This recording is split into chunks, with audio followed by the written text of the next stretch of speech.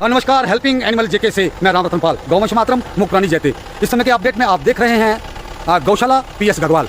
तो ये सुम से आए हैं, करला सुम से पंडित अशोक जी आज 3 महीने बाद फिर जो है तूड़ी लेके जो है वो थाने में पहुंचे हैं। इनके साथ बने हुए हैं प्रिंसिपल साहब और रिटायर मास्टर रतन लाल जी।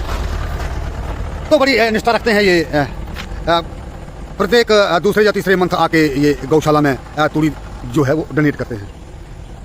पर गौशाला पुलिस स्टेशन गढ़वाल, ये आपकी स्क्रीन पर जितनी भी गौ हैं ये गौशाला पीएस गढ़वाल की हैं।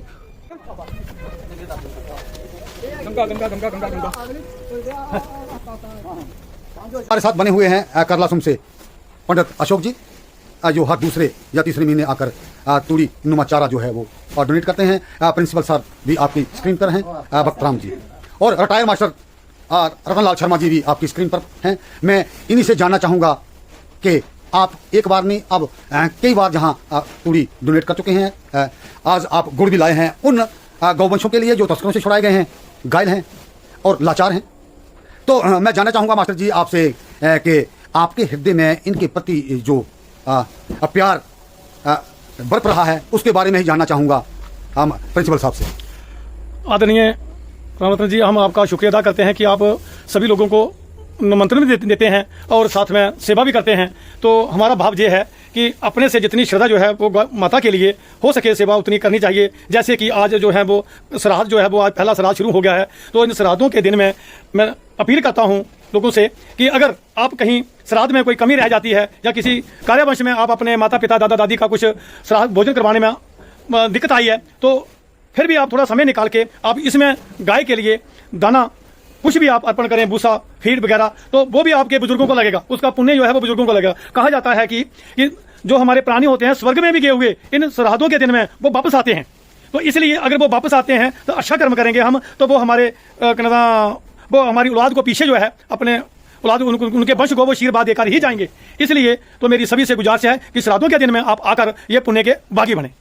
बिल्कुल ठीक कहा आपने प्रिंसिपल सर के, ये दिन जो है वो पवित्र दिन है। हमारे पूर्वज जो हैं वो पीछे मुड़ के अपने कुटुंबों में आते हैं और आशीर्वाद देके जाते हैं।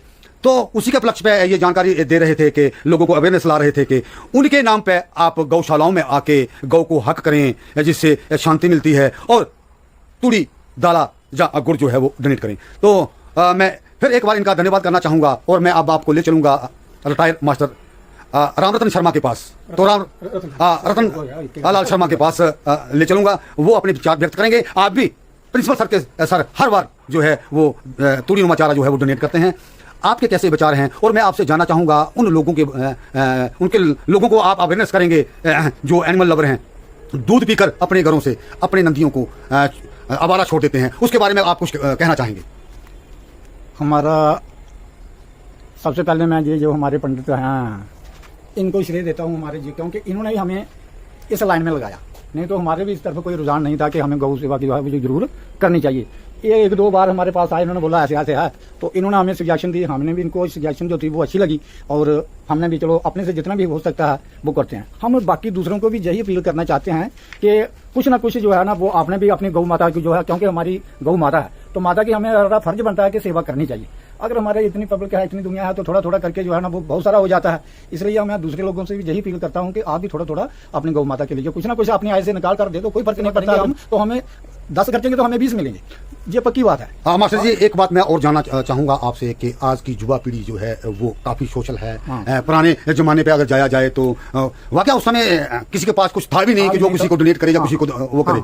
तो आप उस युवा पीढ़ी के बारे में भी कुछ कहना चाहेंगे? जैसे कुछ युवा जो है वो रास्ते से भूलकर रास्ते पे चले गए हैं, नशे की तरफ चले गए हैं, उसके बारे में कुछ कहना चाहेंगे? उनके बारे में भी मैं उनको भी बच्चों को यही नसीहत करूंगा कि आप जो काम नशीले पदार्थों की तरफ दौड़ रहे हैं या कर रहे हैं, जब उस तरफ बिल्कुल अपना ध्यान हटा दीजिए और अच्छे कर्म की तरफ अच्छा कर्म कीजिए, अच्छे कामों की तरफ ध्यान दीजिए। जैसे ये हमारी गौ माता पूजनीय है, आप भी बुरे कामों को छोड़कर अच्छे कामों की तरफ लगन करें। और ये हमारी युवा पीढ़ी अगर इस काम में लग जाती है तो फिर हमें किसी चीज की फर्क ही कोई नहीं पड़ता है, क्योंकि बच्चों में युवा पीढ़ी में ज्यादा जोश होता है। तो उनसे भी हमारी यही अपील है कि वो भी गौ माता की सेवा जरूर करें। आप सुन रहे थे शर्मा साहब को, रिटायर मास्टर रतन चंद। रतन चंद जी को जिन्होंने अपने विचार व्यक्त किए युवाओं के लिए और गौवंश के लिए, जिन्होंने गुहार लगाई कि आप कुछ ना कुछ बूंद बूंद से जैसे तालाब बढ़ता है उसके बारे में इन्होंने अवेयरनेस लाई कि थोड़ा थोड़ा अगर आप भूसा देंगे तो बहुत बड़ा पहाड़ बन जाएगा, बड़ा एक तालाब बन जाता है बूंद बूंद से। तो मास्टर जी भी प्रिंसिपल साहब भी कुछ कहना चाहते हैं, मैं फिर उनके पास जाना चाहूँगा।